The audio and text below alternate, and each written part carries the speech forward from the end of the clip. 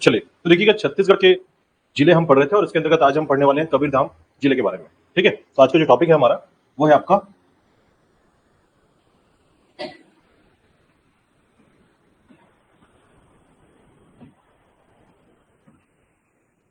कबीरधाम जिला। ठीक है,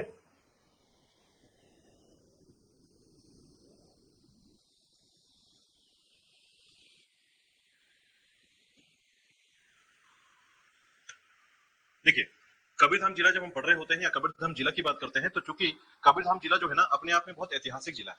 इसके संबंधित जब भी आप चीजों को देखेंगे तो आपको समझ में आएगा कि यहाँ पर कई ऐसे घटनाएं हैं जो कि इतिहास में दर्शाया जाता है या इतिहास में इसके महत्वपूर्ण तत्वों को दिखाया जाता है। ठीक है, तो उसके अंतर्गत देखिएगा कि कबीरधाम जो जिला है आपका, ठीक है, इसके अंतर्गत पहले तो आपको याद रखने इसका गठन के बारे में, इसका गठन कब हुआ था। इसका गठन हुआ है 1998 में यह जिला बना है। ठीक है, और जब ये बना है 1998 में तो दो जिलों से मिलकर बना है, याद रखिएगा, यानी इसके मात्र जिला का नाम में आप याद रखेंगे, मदर डिस्ट्रिक्ट जो है इसका वो है आपका बिलासपुर और दूसरा है आपका राजनांदगांव। ठीक है, तो दो जिलों से मिलकर बना हुआ है, याद रखिएगा, एक आपके बिलासपुर से और दूसरा राजनांदगांव से मिलकर बना हुआ है। ठीक है, अब देखिए इसी के साथ में आपको एक बात ध्यान रखना है कि जिले के आधार पर हम चीजों को जब पढ़ते हैं तो हम कुछ मुख्य बिंदुओं को शामिल करते हैं इसमें। ठीक है, जैसे एज यूजुअल हम मुख्य 5 बिंदुओं पर डिस्कस करेंगे। ठीक है, एक है आपका ऐतिहासिक पृष्ठभूमि, दूसरा है आपका प्रशासन, तीसरा है आपका भौगोलिक स्थिति जिसे कहा जाता है ज्योग्राफिकल स्टेटस या स्ट्रक्चर क्या है यहाँ का। ठीक है, साथ ही साथ हम पढ़ने वाले हैं सामाजिक एवं आर्थिक परिदृश्य, और अंत में पढ़ेंगे हम लोग पर्यटन, जिसमें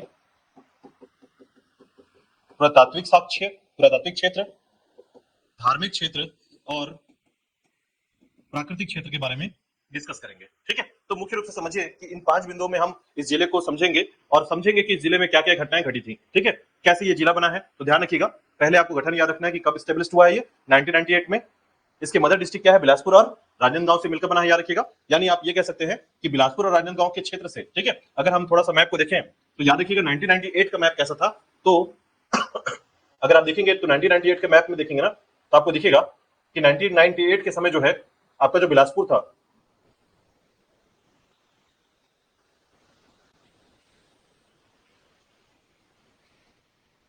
कुछ इस प्रकार से बिलासपुर आपको देखने को मिलता 1998 में। ठीक है, लेकिन 1998 में जब आपका कोरबा बना, उसके बाद जांजगीर चांपा बना। ठीक है, और उसी के साथ याद रखिएगा उसका एक हिस्सा यानी कि यहां से कट कर ये जो हिस्सा बना, याद रखिएगा, बिलासपुर का, और ये जो है हिस्सा आपका राजनांदगांव का, इन दोनों को जोड़ दिया गया और इन दोनों को जोड़ने से जो है ये हिस्सा जुड़ा, और जुड़ने के बाद जो है ये आपका कवर्धा बनकर तैयार हुआ। याद रखिएगा, इस तरीके से कवर्धा आपका तैयार होता है।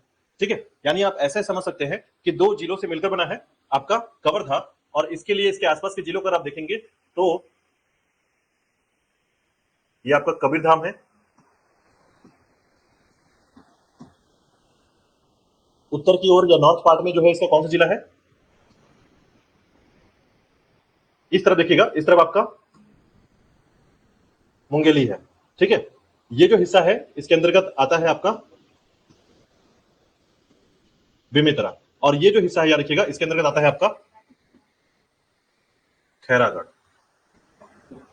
ठीक है, खैरागढ़ छुई खदान वाला क्षेत्र, तो 3 जिलों से मिलकर बना घिरा हुआ है, याद रखिएगा। ठीक है, सराउंडिंग। चलिए तो एक एक करके पढ़ते हैं, देखिएगा ऐतिहासिक पृष्ठभूमि में याद रखिएगा,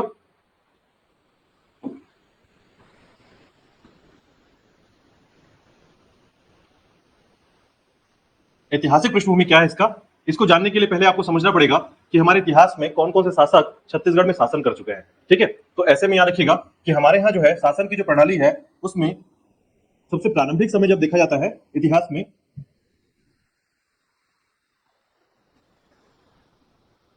तो उस समय बात की जाती है, याद रखिएगा,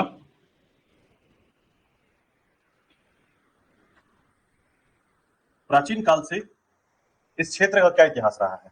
ठीक है, तो सबसे पहले जब इतिहास के बारे में या कवर्धा के मुख्य इतिहास के बारे में देखने को मिलता है तो देखिए कवर्धा जो है ना पहले बहुत प्रारंभिक क्षेत्र में ऐसा महत्वपूर्ण क्षेत्र नहीं हुआ करता था, ये किसी ना किसी चीज का हिस्सा हुआ करता था। ठीक है, पहले कहीं ना कहीं किसी ना किसी अन्य जो प्रशासन क्षेत्र है उनके अंतर्गत आता था। ठीक है, लेकिन एक समय था, याद रखिएगा, जब आता है 11वीं सदी का समय, 11वीं सदी से लेकर 14वीं सदी तक, यानी 11 एडी से लेकर 14 एडी तक जो है, ये समय कवर्धा का नागवंशी शासकों, ठीक है, जो नागवंशी शासक हुआ करते थे, याद रखिएगा, जिनको कहते हैं हम लोग फड़ी नागवंश, फड़ी नागवंश शासकों का हिस्सा हुआ करता था। इस क्षेत्र में ये शासन करते थे। ठीक है, इस क्षेत्र को बसाया गया था फड़ी नागवंशों के द्वारा, और इसके संस्थापक माने जाते थे, संस्थापक थे अहिराज। ठीक है, तो याद रखिएगा, कई ऐसे क्वेश्चंस आते हैं जो कि प्रारंभिक समय में होते हैं, तो याद रखिएगा 11 से 14 सदी तक जो है नागवंशी शासकों का हिस्सा रहा, ये फड़ी नागवंशी शासक रहे यहाँ पर, और उनके संस्थापक माने जाते हैं अहिराज। ठीक है, तो अहिराज का नाम मत भूलिएगा, क्योंकि अहिराज के संबंध में जानकारी मिलती है कि यह जो है ऋषिकर्ण का पुत्र, ठीक है, ऋषिकर्ण का पुत्र, ठीक है, और अहि और मिथिला से जन्म हुआ, याद रखिएगा, अहिराज। ठीक है, तो इस प्रकार से इसको संस्थापक के तौर पर अहिराज की जानकारी मिलती है, याद रखिएगा। अब इसके बाद देखिएगा, यहां पर जो है ना भोरमदेव क्षेत्र में आप जाएंगे तो भोरमदेव क्षेत्र में इसके 24 वंशों की जानकारी मिलती है। यानी यहां आप जाएंगे तो आपको अभिलेख मिलेगा, इंस्क्रिप्शन मिलेगा, उस अभिलेख में, ठीक है, क्या जानकारी मिलती है, इनके 24 वंशों की जानकारी मिलती है कि यहाँ पर 24 शासक हुआ करते थे, इस क्षेत्र में 24 राजा हुआ करते थे। ठीक है, अब इनके राजाओं की बात करें तो 3 राजाओं का नाम याद रख लीजिएगा। ठीक है, गोपाल देव, रामचंद्र देव और मोनिंग देव। ठीक है, भोरम देव जो मंदिर है,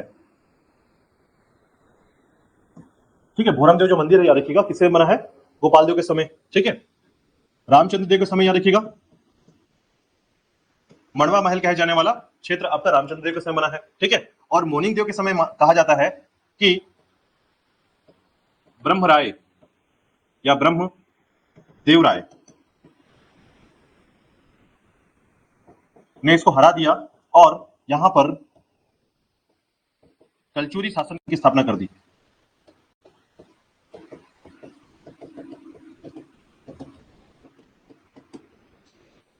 ठीक है, तो ये दो तीन बातें ध्यान रखिएगा कि इस समय किसकी जानकारी मिलती है, नागवंशी शासकों की जानकारी मिलती है। इसके समय 3 मुख्य राजाओं की जानकारी मिलती है, गोपाल देव, रामचंद्र देव और मोनिंग देव। ठीक है, गोपाल देव के बारे में याद रखिएगा कि इस समय भोरम देव मंदिर की स्थापना की बात की जाती है। दूसरा, रामचंद्र देव के समय मड़वा महल की जानकारी मिलती है, और मोनिंग देव को किसने हराया था, ब्रह्मदेव राय ने हराया था। और इसके संबंध में याद रखिएगा कि रायपुर, जो आज आप देखते हैं रायपुर के बारे में, रायपुर का जो नाम पड़ा है वो किसके नाम पड़ा है, ब्रह्मदेव राय के नाम पर पड़ा है, और इसी समय जो है इसकी स्थापना हुई थी, याद रखिएगा। ठीक है, चले इसके बाद देखिएगा, तो ये था 14वीं सदी का तक की जानकारी, जहां पर ये जानकारी मिलती है कि इनके समय में कवर्धा का क्षेत्र कैसे चल रहा था, या कवर्धा के बारे में इसकी जानकारी इस समय मिलती है। ठीक है, जैसे ही आप उसके बाद पहुंचते हैं, याद रखिएगा, 15वीं शताब्दी में, 15वीं शताब्दी का समय, तो याद रखिएगा यहां पर धीरे धीरे जो है 15वीं शताब्दी के बाद जो है कलचुरी का समय रहा, कलचुरी शासन यहां पर रहा, याद रखिएगा। और उसके बाद किसका शासन आया, मराठा शासन, और उसके बाद अंग्रेजों का शासन आया, टाइम टू टाइम, है ना। तो याद रखिएगा टाइम टू टाइम जो है, इसके बाद नागवंशी शासकों को हराने के बाद जो है कलचुरियों का शासन यहाँ रहा। ठीक है, उसके बाद मराठा शासन रहा, और उसके बाद अंग्रेजों का शासन रहा। ठीक है, अब इसी संबंध में आपको याद रखना है कि ये एक्चुअल में कैसे इसके आगे कंटिन्यू क्या होता है, मतलब इसके संबंध में कवर्धा में और क्या क्या घटनाएं घटी हैं, इतना याद कर लीजिएगा। पहले तो सबसे पहले जरूरी है कि आप बेसिक बातों को ध्यान रखें। ठीक है, अब देखिए कलचुरी कौन से है, ध्यान रखिएगा, यहाँ पर कलचुरी जो शासन कर रहे हैं ये रायपुर वाले हैं, रायपुर के कलचुरी। ठीक है, ये बात ध्यान रखिएगा, रतनपुर के कलचुरी नहीं थे, यहाँ पर रायपुर के कलचुरी थे, यानी कि लाहौरी शाखा के कलचुरी थे। ठीक है, चले इसके बाद देखिएगा कुछ और मुख्य बिंदुओं पर बात करते हैं। ठीक है,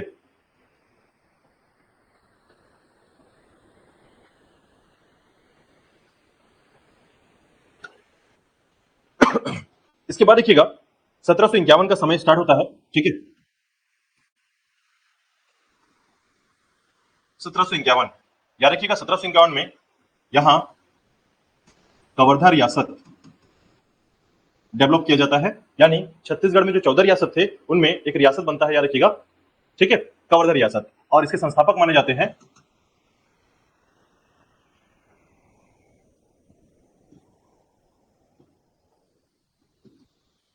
महाबली सिंह। ठीक है, तो महाबली सिंह जो है, याद रखिए, कवर्धा जो रियासत है उसके संस्थापक है महाबली सिंह। ठीक है, इनके संबंध में याद रखिएगा 1751 में जो है इसे स्थापित किया गया। और कवर्धा जो तहसील हुआ करता था, ठीक है, कवर्धा केवल जो तहसील हुआ करता था या फिर इस क्षेत्र में एक छोटी इकाई हुआ करती थी, उसको रियासत बना दिया गया महाबली सिंह के द्वारा, और उसके बाद शासन करना प्रारंभ किया गया इस क्षेत्र को। ठीक है, 1751, महाबली सिंह का नाम मत भूलिएगा क्योंकि कवर्धा रियासत के संस्थापक इंपॉर्टेंट क्वेश्चन है ये। ठीक है, इसी प्रकार देखिएगा आगे की जब बात की जाती है तो 1806 से लेकर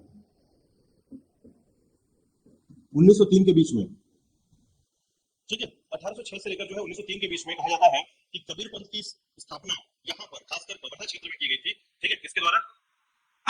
तो याद रखिएगा, कबीर पंथ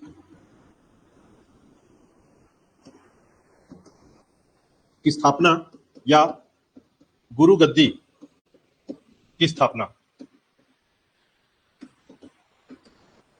ठीक है, गुरु गद्दी की स्थापना की गई किसके द्वारा?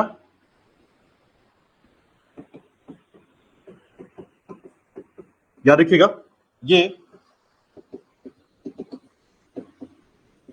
8वें शिष्य है हकनाम साहेब। ठीक है, ये हकनाम साहेब जो है ये कबीर पंथ, ठीक है, मैं फिर से दोहराता हूं, देखिएगा, जब भी कबीर पंथ की बात की जाती है ना, कबीर पंथ के संस्थापक हैं कबीर। ठीक है, तो कबीर इसके संस्थापक हैं और इन्होंने जो है एक संप्रदाय को स्थापित किया, एक संप्रदाय जिसे स्थापित किया गया। ठीक है, और स्थापित करने के बाद जो है यहाँ पर खासकर आपके जो कवर्धा क्षेत्र है उस क्षेत्र में मुख्य रूप से जो है इसके संप्रदाय को फैलाया गया या फिर उसे स्थापित किया गया। और ये जो समय था, याद रखिएगा, ये 1806 से लेकर 1900, ठीक है, 3 तक जो समय रहा है कबीर पंथ की स्थापना के संबंध में। याद रखिएगा, देखिए, कबीर पंथ की स्थापना ना पहले हो चुकी थी, याद रखिएगा, लेकिन कवर्धा नामक क्षेत्र में जो है इसकी स्थापना की गई और स्थापना के आधार पर जो है ये कहा जाता है कि 1806 से लेकर 1903 के बीच में गुरु गद्दी की स्थापना की गई थी। यहाँ पर गुरु गद्दी का मतलब होता है गुरुओं का आचरण करना, ठीक है, या अनुसरण करना। ठीक है, यानी गुरुओं के मध्य जो है हम इस प्रकार के वातावरण को डेवलप करें या फिर इस प्रकार का प्रशासन मैनेज करें जहां पर कबीर संप्रदाय जो है फले और फूले। ठीक है, तो इस प्रकार से 1806 से 1903 तक के बीच में कबीर पंथ की स्थापना यहां पर की गई थी, किसके द्वारा? हकनाम साहेब के द्वारा। ठीक है, याद रखिएगा। अब उसके बाद देखिएगा,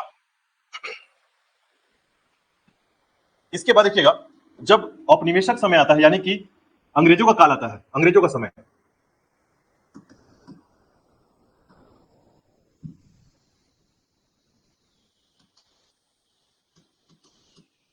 अंग्रेजी शासनकाल के समय। ठीक है, यानी कवर्धा तो रियासत बन गया है और इसी के समय जो है कवर्धा रियासत, देखिए, 1751 का समय है। ठीक है, तो इस समय जो है अंग्रेजी शासन पूरी तरीके से भारत में या छत्तीसगढ़ में काम नहीं कर रही थी। इस समय मराठा का शासन था, याद रखिएगा। तो मराठा के समय ही यहाँ पर आपका जो महाबली सिंह है उसने कवर्धा रियासत डेवलप कर लिया था, ठीक है, स्थापित कर लिया था। उसके बाद देखिएगा जब औपनिवेशिक समय आता है उस समय की बात जब की जाती है, ठीक है, तो कवर्धा 3 मुख्य क्षेत्र का हिस्सा हुआ करता था, याद रखिएगा। यानी आप ये कह सकते हैं समय दर समय जो है ये अलग अलग क्षेत्र का हिस्सा बना है। ठीक है, पहला हिस्सा था, याद रखिएगा, किसका? मंडला क्षेत्र का। ठीक है, मंडला, एमपी का जो मंडला हिस्सा है, याद रखिएगा। ठीक है, दूसरे पर था ये बिलासपुर का हिस्सा और तीसरा था ये रायपुर का हिस्सा। तो समय दर समय जो है ना ये अलग अलग समय में अलग अलग जगहों का हिस्सा बना है। अगर हिस्से का समय देखें, याद रखिएगा, तो ये जो है 1895 से 1902 तक मंडला का हिस्सा रहा है, 1895 टू 1902 तक। ठीक है, और 1903 से लेकर जो है आपका 1902 तक जो है इसका हिस्सा है बिलासपुर का, और उसके बाद जो है रायपुर का हिस्सा बना 1912 से लेकर 1948 तक। ठीक है, तो ये कवर्धा जो क्षेत्र था अलग अलग समय में अलग अलग जगह से जुड़ा हुआ था। ठीक है, इसका प्रशासन अलग जगह से चलता था। ठीक है, अब जब 1948 का समय आता है, याद रखिएगा, लेकिन इससे पहले 2 बातें और ध्यान रखिएगा कि इससे पहले 1906 में दुर्ग का हिस्सा बना था ये, और 1973 में राजनांदगांव का भी कुछ हिस्सा रहा है ये। ठीक है, पूरा हिस्सा नहीं कह सकते क्योंकि बिलासपुर और राजनांदगांव से दोनों से मिलकर बना हुआ है, इसलिए याद रखिएगा कि दुर्ग और राजनांदगांव का कुछ हिस्सा ये बना था। ठीक है, चलिए 1948 के बाद देखिएगा विलय पत्र में स्थापना की जब बात की जाती है 1948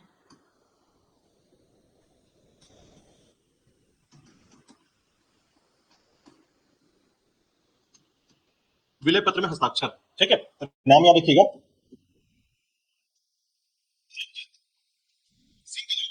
ठीक है, विलय पत्र में हस्ताक्षर किया गया धर्मजीत सिंह के द्वारा जो है यह हस्ताक्षर हुआ है, ठीक है, तो ये थोड़ा सा याद रखिएगा कि विलय पत्र में हस्ताक्षर किसने किया था, धर्मजीत सिंह ने किया था, 1948 में यह हस्ताक्षर हुआ है, ठीक है। और अंततः याद रखिएगा दो घटनाएं और, इसके बाद 1998 कवर्धा जिले का स्थापना हुआ, और 2003 में आप ये कह सकते हैं कि राज्य जब बन चुका था सन 2000 में, ठीक है, उसके बाद रमन सरकार के द्वारा जो है कवर्धा, कांकेर और दंतेवाड़ा का नाम परिवर्तित कर दिया गया, नाम बदल दिया गया, ठीक है। तो कवर्धा का नाम बदला गया, क्या नाम रखा गया, कबीरधाम, पहले कवर्धा कहते थे इसको। कांकेर को कहा गया उत्तर बस्तर कांकेर, और दंतेवाड़ा का नाम रखा गया दक्षिण बस्तर दंतेवाड़ा, ठीक है।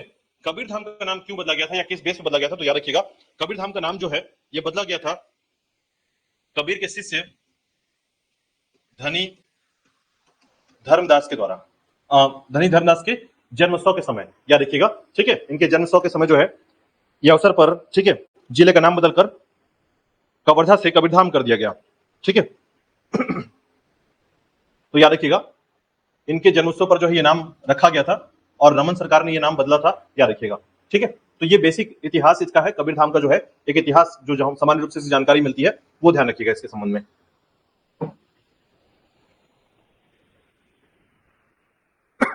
ठीक है, चलिए इसके आगे देखिएगा। तो यहां तक आपको इतिहास समझ में आ गया होगा कि कबीरधाम का जो इतिहास है वो क्या रहा है, ठीक है। इसके बाद देखिएगा बात करते हैं इसके ऐतिहासिक प्रशासनिक विवरण पर, ठीक है, इसका प्रशासन कैसा रहा है, तो देखिएगा प्रशासन की बात करते हैं।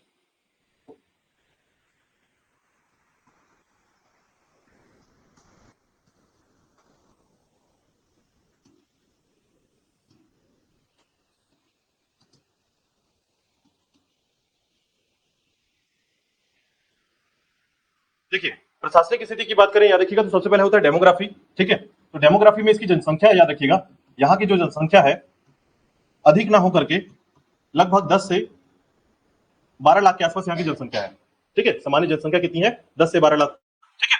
साक्षरता की बात करेंगे, लिटरेसी रेट क्या रहा है यहाँ का, तो याद रखिएगा लगभग 65 से 68% के आसपास यहाँ की साक्षरता रहा है, ठीक है। और वही हम यहाँ के लिंगानुपात की बात करें, सेक्स रेशियो, तो 900 लगभग 92 के आसपास। देखिए यहां पर तो एक बात ध्यान रखिएगा कि लगभग 976 से लेकर 992 के आसपास यहाँ का लिंगानुपात रहा है, ठीक है। तो एग्जैक्टली आप अगर कैसे कहेंगे तो याद रखिएगा 992 के आसपास आपको यहाँ पर लिंगानुपात देखने को मिलेगा, ठीक है, 992 याद रखिएगा। इसके बाद देखिएगा शहरीकरण,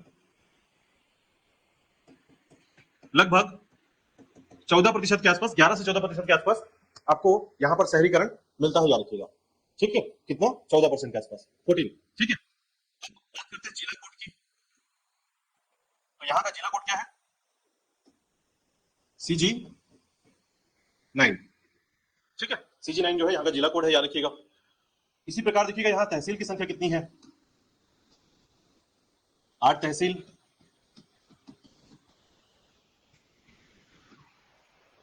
विकासखंड 4, और राष्ट्रीय राजमार्ग आपका NH 130A और NH 30, दो राष्ट्रीय राजमार्ग है यहाँ पर विशेष प्रकार से, याद रखिएगा। और उसी प्रकार देखिएगा यहाँ पर विधानसभा क्षेत्र 2 हैं, ठीक है। आपका एक है आपका कवर्धा और दूसरा है पंडरिया क्षेत्र, ठीक है। कवर्धा और पंडरिया क्षेत्र जो है आपके विधानसभा क्षेत्र में आते हैं, ठीक है। सीमावर्ती जिले ये आपने याद रखा हुआ है, 3 है, ठीक है। और सीमावर्ती राज्य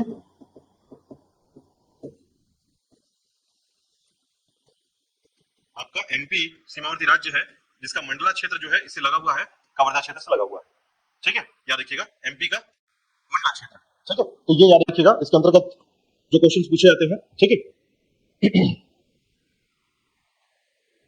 विकासखंड के लिए नाम याद कर सकते हैं, कौन कौन सा क्षेत्र विकासखंड में आता है। हालांकि मैं आगे बताऊंगा 4 विकासखंड कौन कौन से हैं, ठीक है। तहसील 8 टोटल कितने हैं, कौन कौन से विकास आपका तहसील होता है, ठीक है। नगर पालिका परिषद के लिए याद रखिएगा कि एक नगर पालिका परिषद जो है मुख्य रूप से कवर्धा नगर पालिका परिषद है।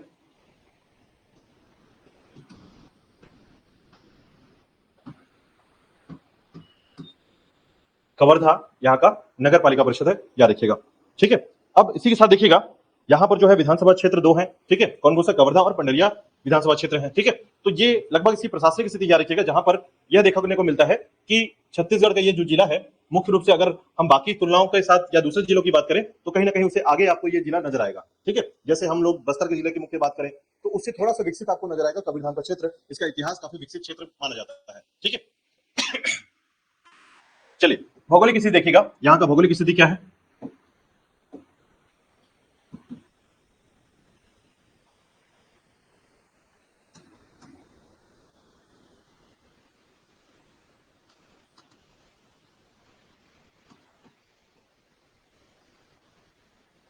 ठीक है, देखिएगा ज्योग्राफिकल जो स्ट्रक्चर है यहाँ का, इसे बोलते हैं भौतिक संरचना। तो मुख्य रूप से याद रखिएगा यहाँ की जो भौतिक संरचना है, ज्योग्राफिकल स्ट्रक्चर है, वो महानदी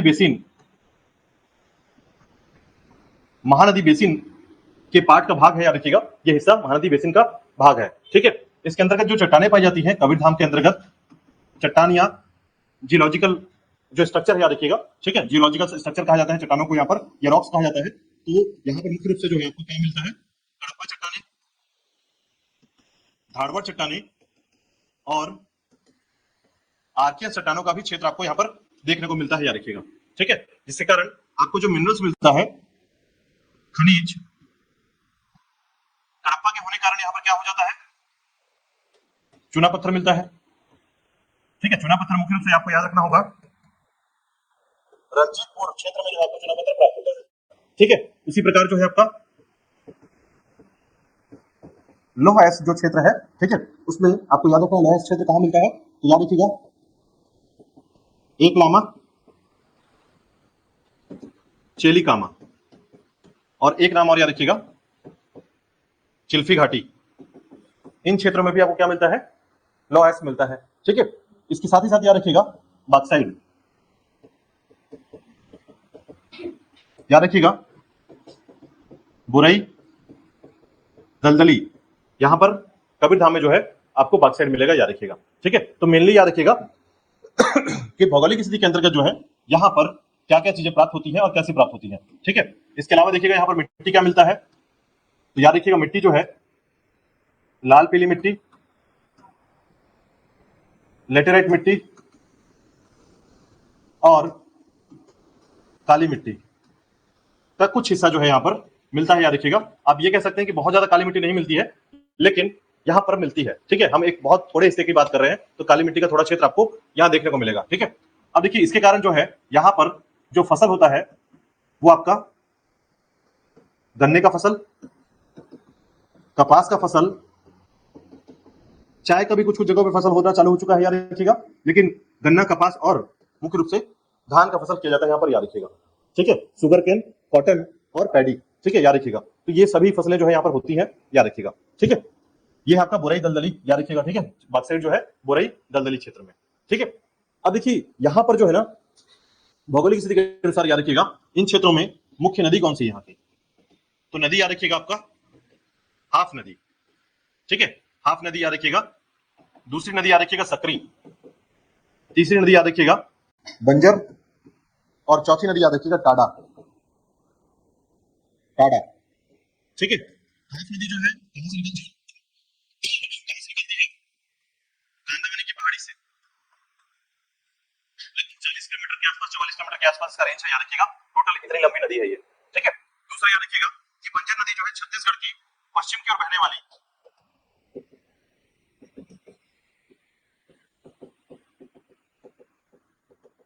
सबसे लंबी नदी है, ठीक है। यानी सारी नदियां किधर जाती हैं, ठीक है, ईस्ट की तरफ जाती हैं, ये नदी वेस्ट की तरफ जाती है, याद रखिएगा। नर्मदा की सहायक नदी है, याद रखिएगा, ठीक है। तो नर्मदा की सहायक नदी में सबसे लंबी नदी कौन सी नदी है, बंजर नदी, याद रखिएगा, भूलिएगा मत, ठीक है।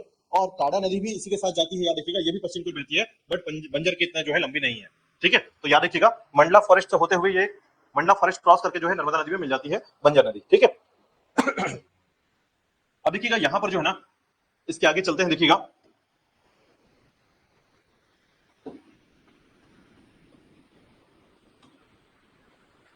इसके अलावा भौगोलिक के अंतर्गत और कुछ बातें याद रखिएगा।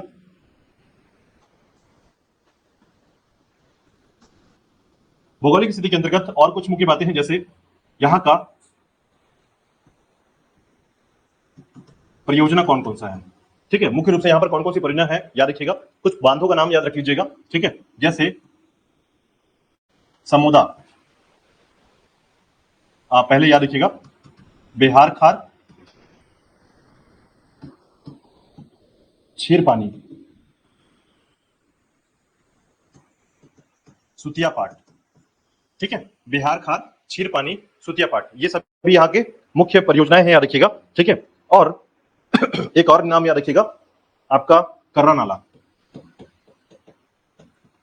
ठीक है, और एक है याद रखिएगा जिसको मैंने अभी आपको बताया, आपका सरोदा। ठीक है, समोदा रायपुर में है, सरोदा, ठीक है, याद रखिएगा। तो सरोदा आपका कबीरधाम के क्षेत्र में आता है, याद रखिएगा। ठीक है, ये इनको आपको याद रखना है। देखिए इसके अलावा जो है यहां पर वाटरफॉल कौन कौन से हैं, ठीक है, जलप्रपात कौन कौन से हैं, याद रखिएगा। तो याद रखिएगा रानी दहरा, ठीक है, दूसरा है गोदगोदा। ठीक है, रानी दहरा और गोदगोदा जो है आपका वाटरफॉल है, यहां पर आपके कबीरधाम के क्षेत्र में आता है। ठीक है, गोदगोदा के नाम से गिरजरा नदी पर है, याद रखिएगा, गिरजरा नदी पर है गोदगोदा। ठीक है, चलिए इसके बाद देखिएगा कुछ और मुख्य बातों पर बात करें तो याद रखिएगा, पहले तो यहां की जलवायु याद रखिएगा, क्लाइमेट क्या है यहां का। ठीक है, तो क्लाइमेट के लिए याद रखिएगा कि यह जो क्षेत्र है कम वर्षा प्राप्ति क्षेत्र के अंतर्गत आता है। कम वर्षा प्राप्ति क्षेत्र यानी कि यहां पर कम बारिश होती है, याद रखिएगा। कितनी कम होती है, 125 सेंटीमीटर से कम होती है, याद रखिएगा, 125 सेंटीमीटर से कम होती है। जिसका कारण क्या है कम बारिश होने का, तो याद रखिएगा मैकल रेंज के कारण। ठीक है, मैकल रेंज के कारण, याद रखिएगा इस क्षेत्र में मैकल रेंज के होने के कारण जो है यहां पर एक शैडो एरिया बन जाता है। ठीक है, एक पहाड़ है उसका शैडो एरिया, यानी इसको बोलते हैं वृष्टि छाया प्रदेश।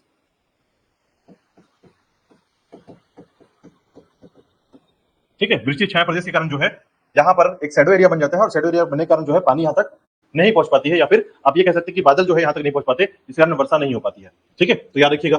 इसी के साथ याद रखिएगा मैकल श्रेणी क्षेत्र का, मैकल श्रेणी यहाँ का मुख्य क्षेत्र है, जिसका विस्तार कहां से कहां तक है, मुंगेली से मोहेला, मानपुर, अंबागढ़, चौकी तक इसका विस्तार याद रखिएगा। ठीक है, साथ ही साथ याद रखिएगा कि मैकल श्रेणी का सबसे ऊंची चोटी, हाईएस्ट पीक,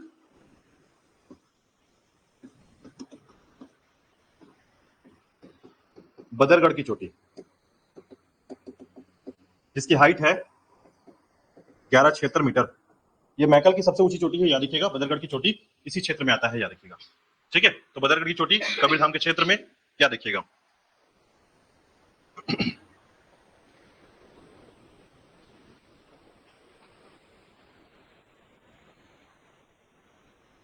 ठीक है, तो इतना याद रखिएगा इस क्षेत्र में। अब देखिए ये था इसका भौगोलिक स्थिति। ठीक है, आपने यहां पर देखा भौगोलिक स्थिति के अंतर्गत, और ये भी देखा है इसके अंतर्गत। ठीक है, अब बात करते हैं इसके पर्यटन के क्षेत्र में। देखिएगा कौन कौन से पर्यटन क्षेत्र इसके अंतर्गत शामिल होते हैं पर्यटन के अंतर्गत। ठीक है, यहां तक क्लियर है। ठीक है, देखिए अब पर्यटन की बात करें तो पहले मैप को देखते हैं, देखिएगा मैप इसका। ठीक है,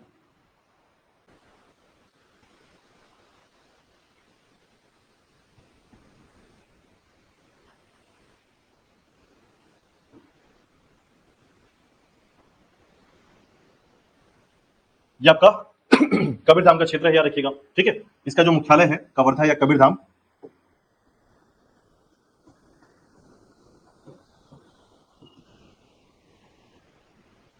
ठीक है, जब आप यहां से देखेंगे कि मुख्य क्षेत्र कौन सा है, तो देखिए भौगोलिक स्थिति के अनुसार ना अब पहले तो आप एक बात याद कर लीजिए कि 8 तहसील कौन कौन से हैं, उनको याद कर लीजिए पहले यहाँ पर, ठीक है। देखिएगा, कवर्धा, बोडला, पंडरिया,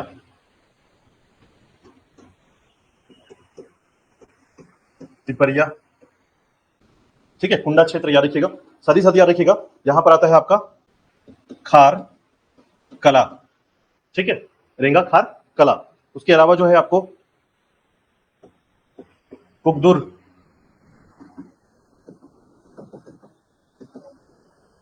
कुंडा, रेंगा खार कला, कुकदुर, हाँ कुकदुर,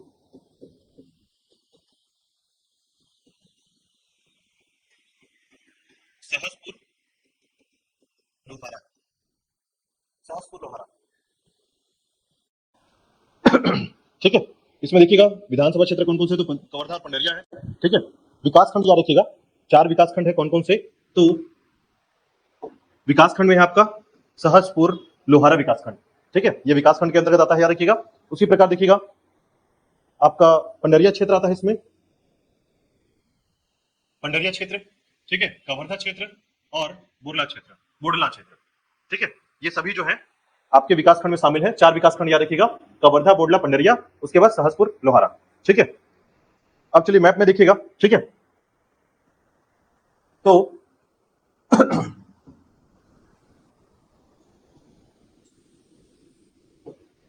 देखिएगा मैप में पहले एक चीज देखिएगा कि आपका जो पूरा क्षेत्र है वो कैसे बना हुआ है, ठीक है। तो कबीरधाम जो है ना, ये जो आपका कबीरधाम है, याद रखिएगा, कबीरधाम से आगे जब बढ़ेंगे आप इस तरफ से, तो इस क्षेत्र में आता है बेमेतरा,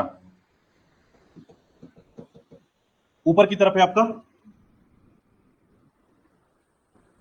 मुंगेली, इस तरफ है आपका खैरागढ़, गंडई,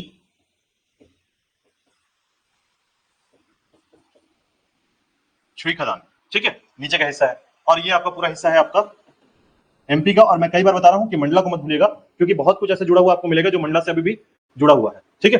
तो कबीरधाम से देखिए, कबीरधाम से जो है ना, ये आपका ये चिल्पी घाटी का रूट है, चिल्पी घाटी से कबीरधाम होते हुए, ठीक है, पंडरिया वाला क्षेत्र, और ये बेमेतरा से होते हुए जो है आपका ये वाला हिस्सा है, इसे बोलते हैं NH30, ठीक है। तो NH30 का जो रूट है वो याद रखिएगा कि आपका जो NH30 है चिल्पी घाटी से होते हुए, ठीक है, ये चिल्पी घाटी का क्षेत्र है, इसको बोलते हैं चिल्पी घाटी।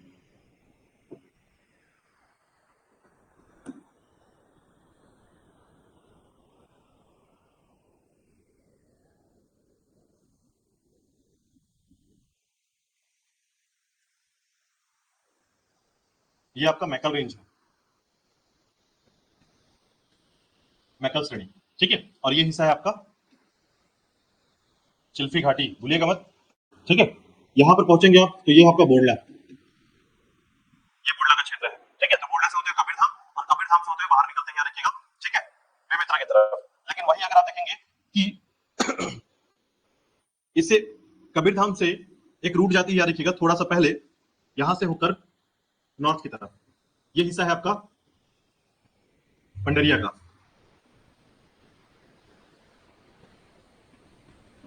ये पंडरिया है। और पंडरिया से होते हुए जो है ये रूट मुंगेली की तरफ जाती है, और ये है आपका NH130A, ठीक है, NH130A, क्या रखिएगा।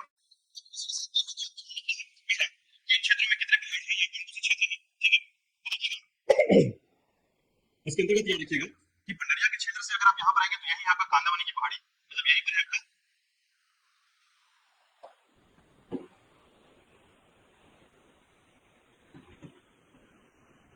कांदावनी की पहाड़ी, जहां से एक नदी निकलती है, हाफ नदी, ठीक है। इसकी लेंथ जो है ना 44 किलोमीटर के लगभग है, 40 से 44 किलोमीटर के आसपास इसकी लेंथ है, याद रखिएगा, ठीक है। और बंजर और टाटा को देखेंगे तो बंजर और टाटा क्या करता है, यहां से ध्यान रखिएगा, चिल्पी घाटी के पास से ये निकलती है और इस तरीके से बाहर चली जाती है, ये आपका बंजर है और ये टाटा। बंजर ज्यादा लंबी नदी है, याद रखिएगा, इस प्रकार से इधर चली जाती है, मैकल श्रेणी से क्षेत्र से निकलकर आगे चली जाती है, ठीक है। अब यहां पर देखिएगा कि कुछ क्षेत्रों की बात करें तो पर्यटन में जो है मुख्य क्षेत्र आपको देखिए इसमें सबसे ज्यादा जो इंपॉर्टेंट है याद रखिएगा वो 1, 2, 3 और 4, यही 4 सबसे ज्यादा इंपॉर्टेंट तहसील है। ठीक है, बाकियों का नाम केवल याद कर लीजिएगा कि ये सारे तहसील यहाँ पर आते हैं। ठीक है, और उसके आधार पर आप देखेंगे कि मुख्य रूप से कौन कौन से क्षेत्र आते हैं और उसमें कौन कौन से पर्यटन क्षेत्र हैं। ठीक है, तो सबसे पहले देखिएगा, अगर आप सहसपुर लोहारा जाएंगे, ठीक है, और कांदावनी की पहाड़ी की तरफ जाएंगे तो याद रखिएगा यहां से जो रेंज बनता है पंडरिया से आगे की तरफ जो है इस प्रकार से एक रेंज बनता है, ये आपका SH5 है। और कबीरधाम से दक्षिण की तरफ जाएंगे तो यहां पर भी आपका एक क्षेत्र है जिसे कहते हैं सहसपुर लोहारा का क्षेत्र, ये भी आपका SH5 है, याद रखिएगा। ठीक है, तो मेनली मैंने मुख्य पॉइंट को बताया यहाँ पर, याद रखिएगा। अब पर्यटन में देखिए कौन कौन से मुख्य क्षेत्र हैं। ठीक है, तो पर्यटन के अंतर्गत याद रखिएगा यहाँ पर सबसे पहला जो नाम आपको याद रखना है वो है आपका भोरमदेव अभ्यारण्य। ठीक है, भोरमदेव अभ्यारण्य याद रखिएगा। उसके अलावा भोरमदेव मंदिर, इसके अलावा मड़वा महल, शेरकी महल,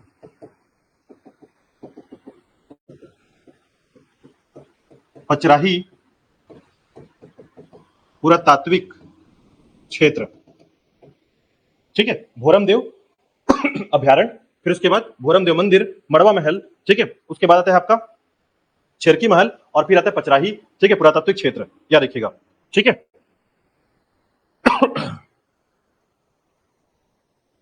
तो देखिएगा सबसे पहले बात करते हैं आपके भोरमदेव अभ्यारण्य के बारे में। तो याद रखिएगा भोरमदेव अभ्यारण्य जो है, ठीक है, ये कहां पर है और इसके संबंध में क्या क्या जानकारी मिलती है उसको आप थोड़ा सा ध्यान रखिएगा। ठीक है, तो देखिए जब भी भोरमदेव की बात की जाती है, भोरमदेव अभ्यारण्य की बात की जाती है, तो राज्य का सबसे नवीन अभ्यारण्य या सेंचुरी, ठीक है, वो भोरमदेव अभ्यारण्य याद रखिएगा।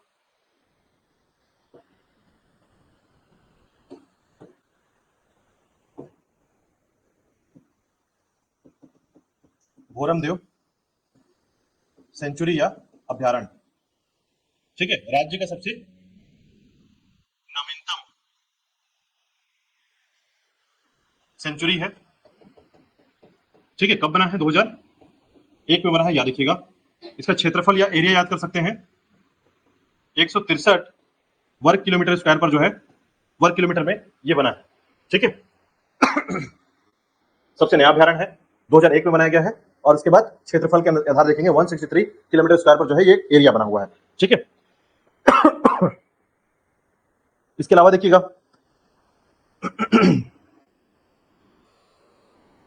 उसके बाद जो है आप सबसे पहले पहुंचेंगे, याद रखिएगा कहां पर, तो भोरमदेव मंदिर के पास। ठीक है, तो इसके लिए थोड़ा सा याद रखिएगा कि कबीरधाम से, ठीक है, कबीरधाम से इस क्षेत्र में जाएंगे आप। ठीक है, भोरमदेव अभ्यारण्य से पहले की तरफ जो है आपका ये जो हिस्सा है यहां पर है छपरी ग्राम। छपरी ग्राम, ठीक है, गांव का नाम क्या है? छपरी। ठीक है, और यहीं पर जो है ना आपका भोरमदेव मंदिर, मड़वा महल और शेरकी महल सब एक ही जगह में है, याद रखिएगा। ठीक है, तो इसी के पास है आपका भोरमदेव मंदिर, मड़वा महल और शेरकी मंदिर या शेरकी महल बोलते हैं इसको, शेरकी महल। ठीक है, देखिए एक एक करके पढ़ते हैं इसके बारे में, थोड़ा सा डिटेल में पढ़ेंगे। ठीक है,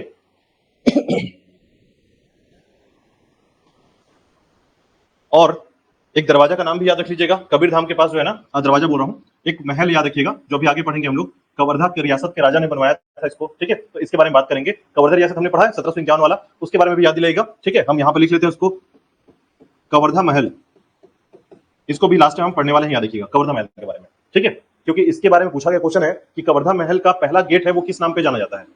ठीक है, उसका जो दरवाजा है उसका क्या नाम है। ठीक है, तो ये आपको ध्यान रखना है कि अभी हम डिस्कस करेंगे। और यहाँ के जो मार्बल्स है ना, इटालियन मार्बल्स है, याद रखिएगा, इटली से लाए हुए मार्बल से बना हुआ महल है। ठीक है, तो ये इसकी विशेषता याद रखिएगा। मतलब अगर आप यहाँ पर जाएंगे तो आपको वो जो मार्बल नजर आएगा वो इटालियन मार्बल लगाया गया है यहाँ पर। ठीक है, ये इसकी विशेषता है। चलिए तो देखिएगा भोरमदेव मंदिर के बारे में याद रखिएगा। पहले तो देखिए जो भोरमदेव मंदिर है उसका जो निर्माण किया गया है, ठीक है, मंदिर के संबंध में, भोरमदेव मंदिर 1089 ईस्वी में इसका निर्माण किया गया है, याद रखिएगा। ठीक है, 1089 ईस्वी या एडी कह सकते हैं, याद रखिएगा। उस समय इसका निर्माण किया गया है।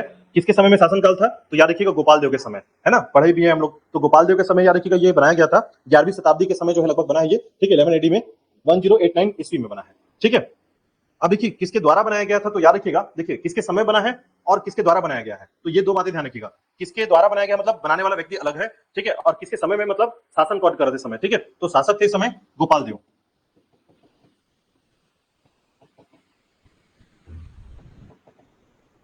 और वही किसके समय बनाया गया था, यानी निर्माणकर्ता,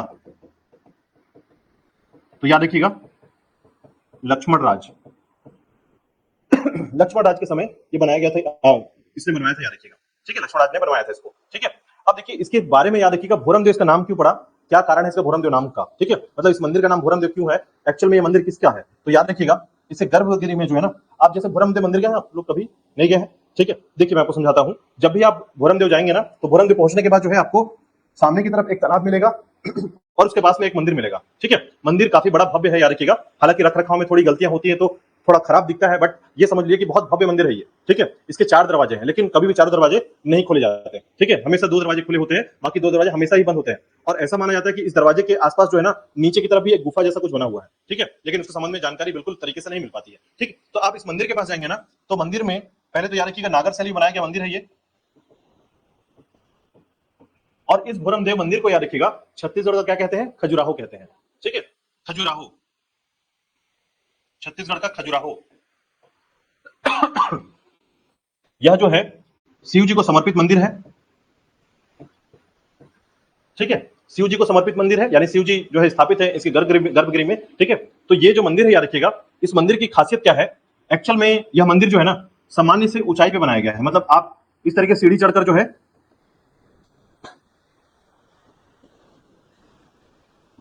इस प्रकार से आप ऊपर जाते हैं इस तरीके से, और ये मंदिर इस तरीके से बनाया गया है, ठीक है, तो जितनी चित्रकारी है, जितना जो डिजाइन है, याद रखिएगा जो भी आपको यहां पर बाहर दिखेगा, इसकी भव्यता को दर्शाता है कि कितना भव्य ये मंदिर बनाया गया था, ठीक है। अब इंपॉर्टेंट क्या है, याद रखिएगा भोरमदेव नाम, तो जो यहां पर शासक हुआ करते थे, याद रखिएगा, देखिए आपको समझा दूं कि आपने महाबली सिंह का नाम सुना है ना, इसने स्थापित किया था कवर्धा रियासत को, ठीक है, तो कवर्धा रियासत को स्थापित करने वाले जो वंशावली थी वो राजगोंड थी, ठीक है, मतलब वो जो राजगोंड जो होते हैं, क्या देखिएगा गोंड वंश से संबंधित, ठीक है, तो गोंड वंश से संबंधित शासकों ने यहाँ पर शासन किया है, ठीक है, तो ऐसे में जो गोंड राजा हुआ करते थे, याद रखिएगा इनके इष्ट देव का नाम है भोरमदेव, यानी एक प्रकार से जनजाति देवता के नाम पर, ठीक है, जनजाति देवता के नाम पर इनका नाम रखा गया है भोरमदेव, ठीक है, जनजाति देवता है, याद रखिएगा, कई बार क्वेश्चन पूछा था कि किसके इष्ट देव के नाम पर इनका नाम रखा गया है, तो गोंड शासकों के इष्ट देव के नाम पर, याद रखिएगा, ठीक है, जनजाति देवता है, याद रखिएगा, ठीक है, ठीक है, छत्तीसगढ़ का खजुराहो कहलाता है, ठीक है,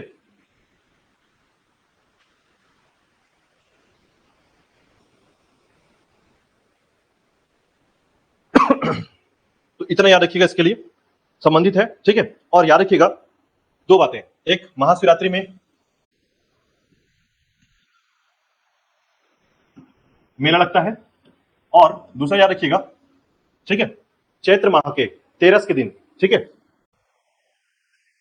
चैत्र माह के 13 के दिन जो है मेला का आयोजन होता है, याद रखिएगा, ठीक है, तो ये दोनों पॉइंट पर याद रखिएगा, महाशिवरात्रि का मेला और 13, ठीक है, चैत्र माह के 13 ध्यान रखिएगा।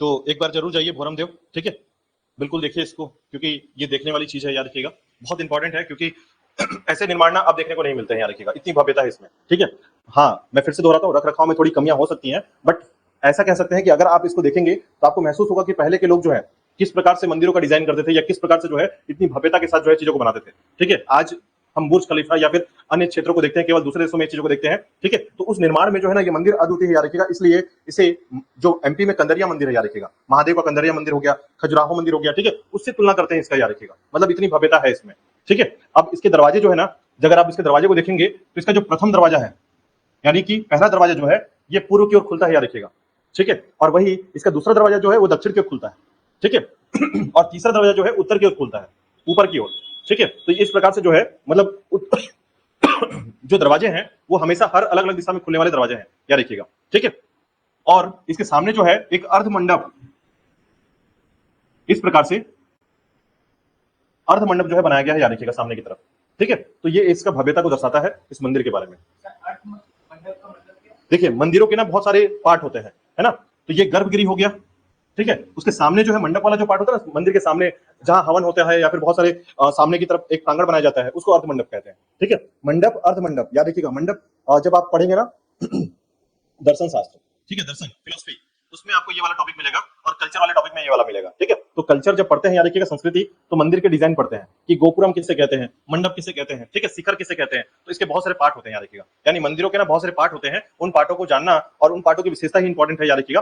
तो उससे पूछा जाता है कि ये किसके समय का। देखिए जब नागर शैली में पढ़ेंगे तो नागर शैली का तरीका अलग होगा, ठीक है, द्रविड़ शैली पढ़ेंगे वो अलग होगा, ठीक है, होयसल शैली पढ़ेंगे वो अलग तरीका होगा। ऐसे अलग अलग प्रकार की शैलियां के मंदिर बनते थे। ठीक है, तो ये शैली जो है ये आपकी नागर शैली कहलाती है, याद रखिएगा।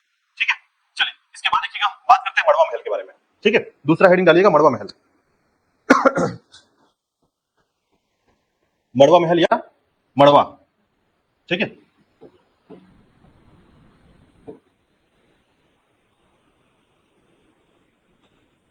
बेसिकली मड़वा महल को ना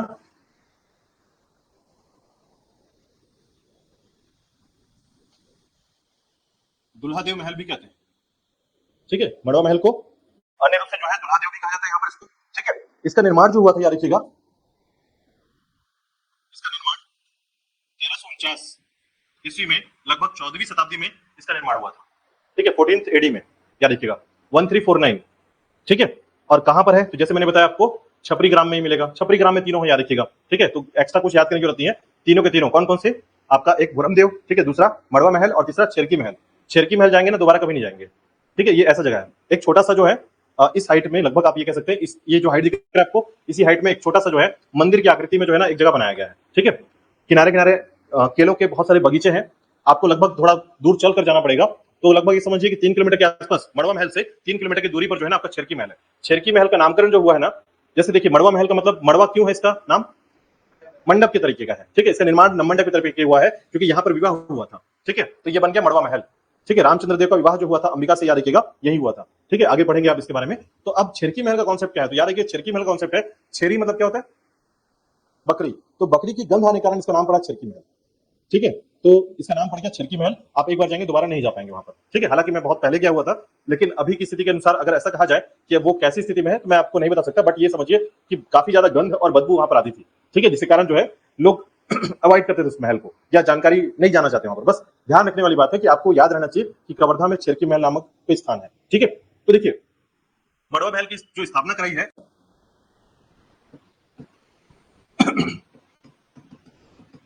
निर्माणकर्ता, ठीक है, रामचंद्र देव ने, याद रखिएगा, रामचंद्र देव ने जो है इसका स्थापना करवाया। ठीक है, इसकी जानकारी कहां से मिलती है, तो यहां पर एक शिलालेख है, रॉक जो है, एक रॉक इंस्क्रिप्शन है, याद रखिएगा यहां पर। ठीक है, उसी से जानकारी मिलती है।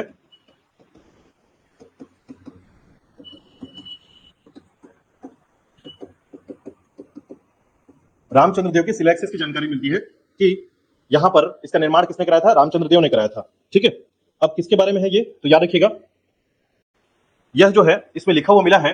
ठीक है, इस जानकारी में क्या मिला हुआ मैं आपको बता रहा हूं, तो याद रखिएगा, नागवंशी शासक रामचंद्र देव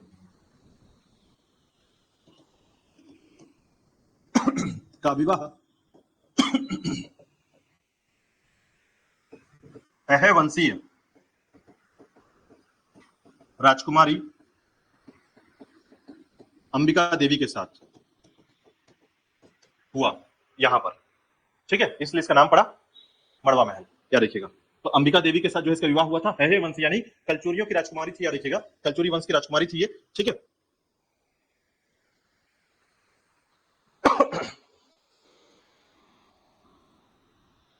ठीक है, तो याद रखिएगा इनके गर्भ गृह में शिवलिंग स्थापित है। और याद रखिएगा यहां पर जब खुदाई हुआ तो यहां पर एक नोट करके लिख लीजिएगा। ठीक है, खुदाई हुआ तो काल भैरव की प्रतिमा प्राप्त हुई है। ठीक है, काल भैरव की प्रतिमा यहां पर मिली है, याद रखिएगा, मड़वा महल के पास खुदाई होने पर।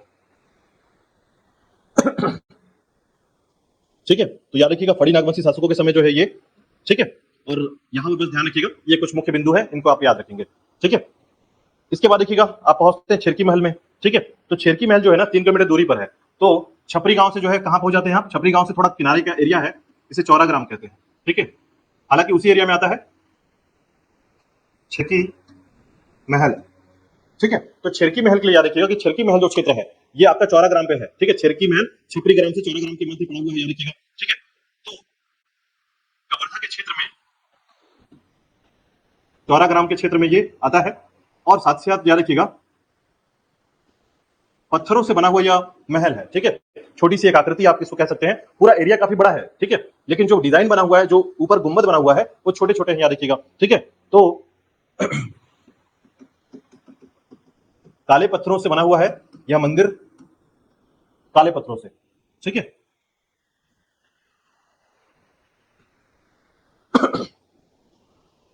ठीक है, अब देखिए इसका नामकरण के संबंध में दो बातें कही जाती हैं। नामकरण के संबंध में जो है ना, मैंने एक कारण तो बता दिया, बकरी की स्मेल के कारण। ठीक है, इसका नाम पड़ गया। दूसरा, कहा यह जाता है कि राजा जो थे, नागवंशी शासक जो थे, इन्होंने क्या किया, एक बकरी चराने वाले को इसका रेख रखाव दे दिया। ठीक है, वो देख रेख करता, इसी कारण इसका नाम ही पड़ गया छिरकी महल। ठीक है, तो बकरी चराने वाले,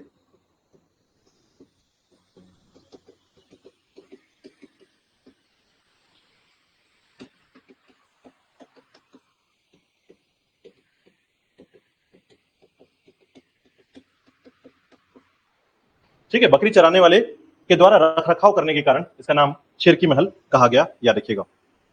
ठीक है,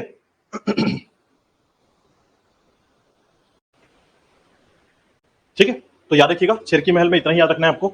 इसके बाद देखिएगा आप पहुंचते हैं कहां पर, तो पचराही क्षेत्र। ठीक है, पचराही क्षेत्र याद याद रखिएगा कहां पर है, तो ये हिस्सा है आपका पचराही क्षेत्र का, पचराही। ठीक है, तो पचराही एक्चुअल में क्या है, पुरातात्विक स्थल है, याद रखिएगा। ठीक है, पचराही जो है ये एक आर्कियोलॉजिस्ट प्लेस है, डेस्टिनेशन है। ठीक है,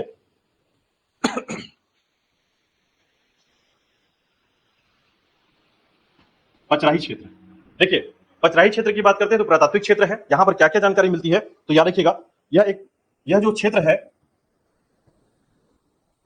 पुरातात्विक स्थल है और किस शासकों से जुड़ा हुआ है,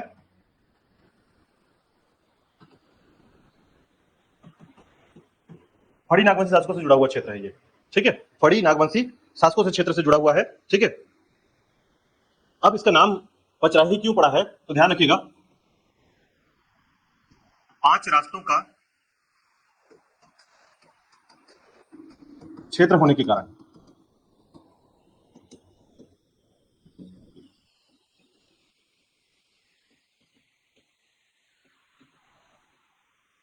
ठीक है, पचराही का नामकरण कैसे हुआ है, 5 रास्तों का क्षेत्र होने के कारण इसका नाम पचराही कहा गया। ठीक है, इंपॉर्टेंट क्या है, याद रखिएगा कि इसी के पास से हाप नदी निकलती है। अगर आप यहां पर ध्यान देंगे तो देखिए नदी के पास ही है आपका क्षेत्र आता है। ठीक है, तो हाप नदी के पास के क्षेत्र होने के कारण याद रखिएगा हाप नदी यहीं से आगे बढ़ती है। ठीक है, तो ये याद रखिएगा कि नदी जो है, ठीक है। अब देखिए 16वीं शताब्दी में जो है ना,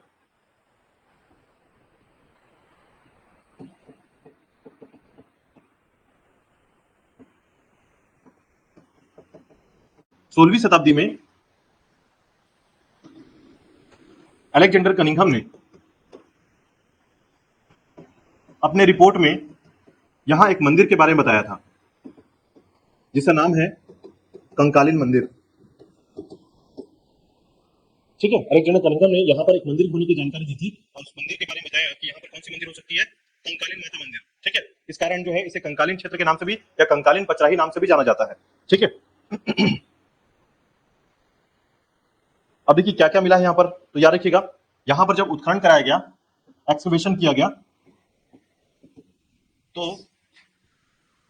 2007 से लेकर 2010 के बीच में जो है यहाँ पर गड्ढे खोदे गए। ठीक है, जगह साफ किया गया, देखा गया कि क्या क्या निकल रहा है। ठीक है, तो याद रखिएगा यहाँ पर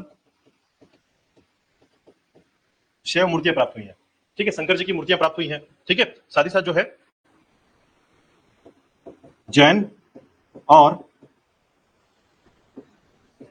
वैष्णव मूर्तियां प्राप्त हुई हैं। शैव मूर्तियां, जैन मूर्तियां और वैष्णव मूर्तियों की जानकारी मिलती है देवी देवताओं की, ठीक है, भग्न अवस्था में, ठीक है, अवशेष मिले हैं, याद रखिएगा। साथ ही साथ याद रखिएगा यहां पर सिक्के मिले हैं, सिक्के राजा प्रतापमल और नागवंशी शासक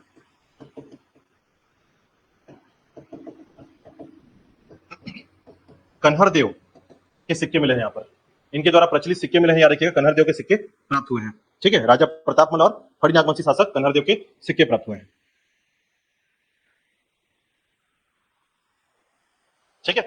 अब देखिएगा इसके बाद जो है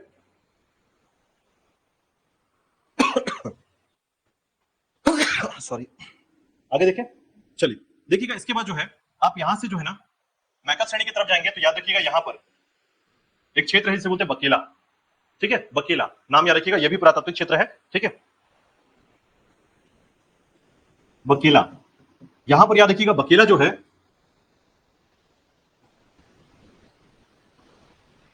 पुरातात्विक आर्कियोलॉजिस्ट प्लेस है, स्थल है, और यहां पर भी देवी देवताओं की मूर्तियां और राजाओं के सिक्के प्राप्त हुए हैं, ठीक है। इसके अलावा आप घटियारी पहुंचेंगे, ठीक है, घटियारी एक क्षेत्र याद रखिएगा, घटियारी। देखिए घटियारी पहुंचेंगे तो घटियारी में क्या मिला है, शिव मंदिर। कौन सी सदी का है, 11वीं से 12वीं सदी का शिव मंदिर। घटियारी क्षेत्र में 11वीं से 12वीं सदी का शिव मंदिर प्राप्त हुआ है, याद रखिएगा, ठीक है।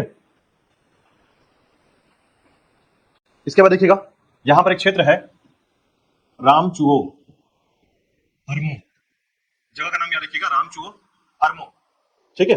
ये जगह याद रखिएगा क्योंकि आपको पता होगा रायपुर में एक जंगल सफारी बनाया गया है ना, ये सभी को पता है।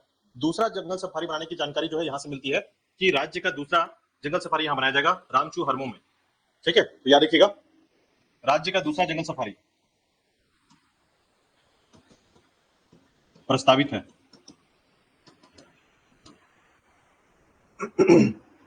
रामचुओ हरमो, ठीक है, जगह नाम याद रखिएगा।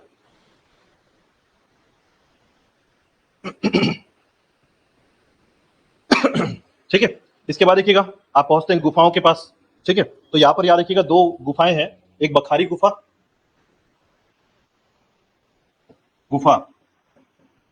बखारी गुफा, और एक गुफा याद रखिएगा जिसे सिंध गई कहते हैं, ठीक है, यानी सिंह देई गुफा, सिंह देई गुफा। तो दो गुफा है याद रखिएगा कवर्धा के क्षेत्र में, ठीक है, सिंह देई गुफा या फिर बहमन देई गुफा भी कहते हैं इसको, ठीक है।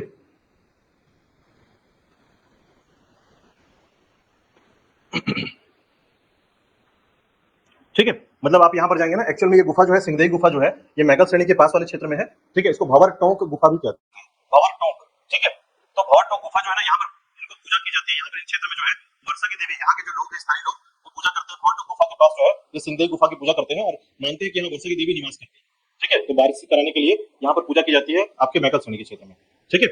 चलिए इसके बाद देखिएगा अंतिम बिंदु में, ठीक है, वापस आते हैं, ठीक है, और यहां पर याद रखते हैं कवर्धा महल के बारे में। देखिए कवर्धा महल जो है ना कबीरधाम के क्षेत्र में आपका कवर्धा महल है, ठीक है।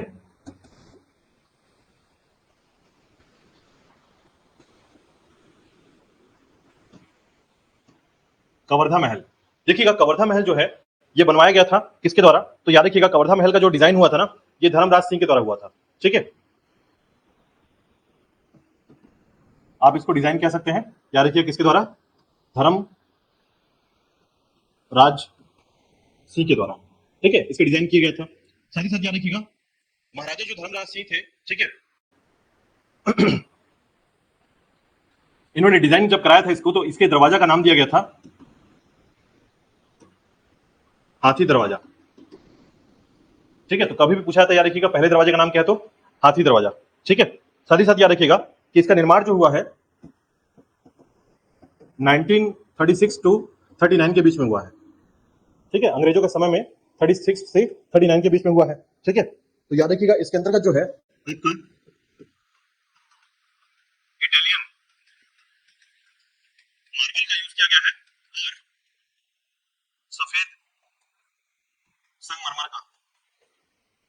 यूज किया गया है इसमें।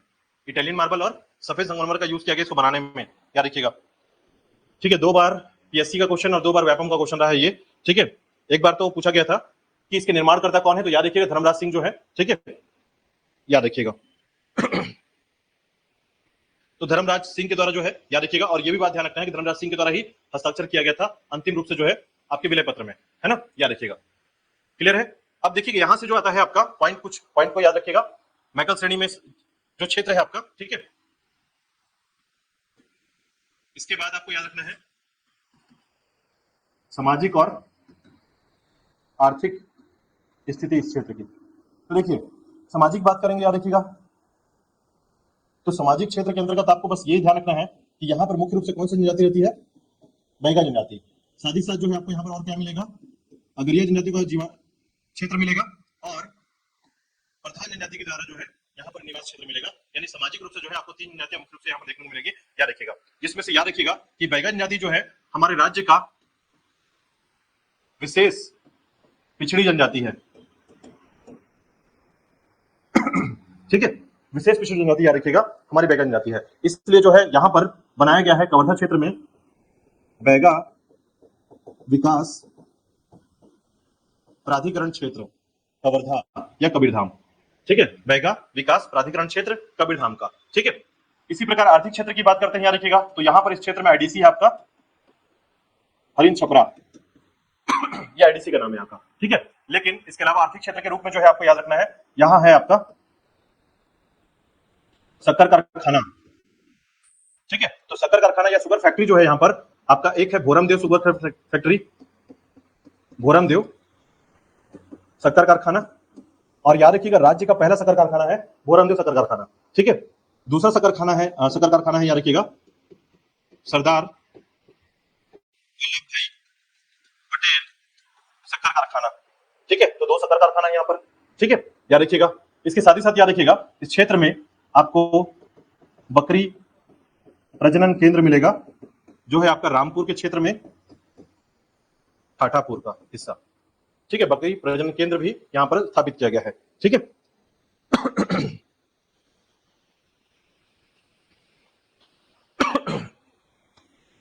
ठीक है, तो इतना याद रखिएगा। इतना अगर आप याद रख पाते हैं कबीरधाम के क्षेत्र के लिए तो बेसिक एकदम क्लियर रहेगा आपका। और खासकर मैं बोलूंगा कि ये बातें तो आपको बार बार पढ़ने को मिलेगा, मतलब ये बातें जो है आगे भी चलकर पढ़ने को मिलेगा। मेनली याद रखिएगा भोरमदेव के संबंध में, मंदिर के बारे में, उसके छेरकी महल के बारे में। ठीक है, या फिर देखिए मेनली जो है ना, मैं आपको जिला इसलिए पढ़ा रहा हूं क्योंकि उसके इतिहास पर ज्यादा फोकस हो आपका, क्योंकि बाकी टॉपिक तो हम बाकी चीजों पर फिर से कवर करेंगे। इन बातों पर वापस जो है ना नजर थोड़ा कम पड़ता है, और जितना ज्यादा रिवीजन होगा उतना ज्यादा वो चीजें तेज होंगी उस पर। ठीक है, इसलिए जो है आपको इतना याद रखना है कबीरधाम क्षेत्र के लिए। चलिए